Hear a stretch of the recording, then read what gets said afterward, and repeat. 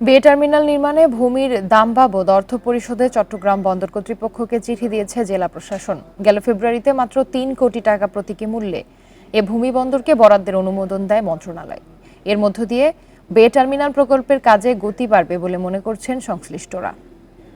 এলো বেক্সিমকো বন্ড 15% মুনাফায় সর্বোচ্চ হারে সবার উপরে। বহুল আলোচিত ও প্রধানমন্ত্রীর অগ্রাধিকার প্রকল্প বে টার্মিনাল নির্মাণে ৭ বছর আগে ৬৭ একর ভূমি বরাদ্দ পায় চট্টগ্রাম বন্দর।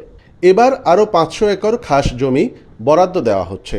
শুরুতে জেলা প্রশাসন এই জমির মূল্য ১,২৪১ কোটি টাকা নির্ধারণ করে। তবে গেল ১১ ফেব্রুয়ারি বন্দরের আবেদনের প্রেক্ষিতে মাত্র ৩ কোটি টাকার প্রতীকী মূল্যে জমি বরাদ্দ অনুমোদন দেয় ভূমি মন্ত্রণালয়। ২ মে বন্দর কর্তৃপক্ষকে ৯০ দিনের মধ্যে টাকা পরিশোধে চিঠি দিয়েছে জেলা প্রশাসন। চিঠিতে কাট্টলী, আগ্রাবাদ ও পতেঙ্গা সার্কেলের অধীনে বরাদ্দকৃত ভূমির বিস্তারিত তথ্য দিয়েছে তারা।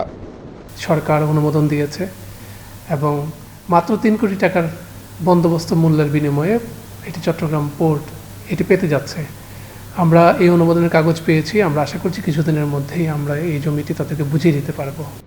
বন্দর কর্তৃপক্ষ বলছে, জমি বরাদ্দ পাওয়ায় বে টার্মিনাল প্রকল্পের কাজে গতি বাড়বে। এরই মধ্যে বিভিন্ন কারিগরি দিক যাচাই বাছাই চলছে।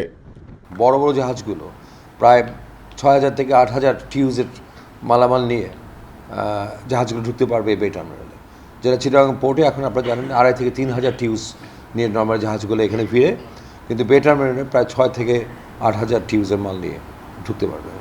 এই প্রকল্পে বন বিভাগের ১২৪ একর ভূমি মন্ত্রণালয়ের মাধ্যমে বন্দোবস্ত পাওয়ার বিষয়টিও চূড়ান্ত পর্যায়ে রয়েছে। অনুপম শীল, ইন্ডিপেন্ডেন্ট নিউজ, চট্টগ্রাম।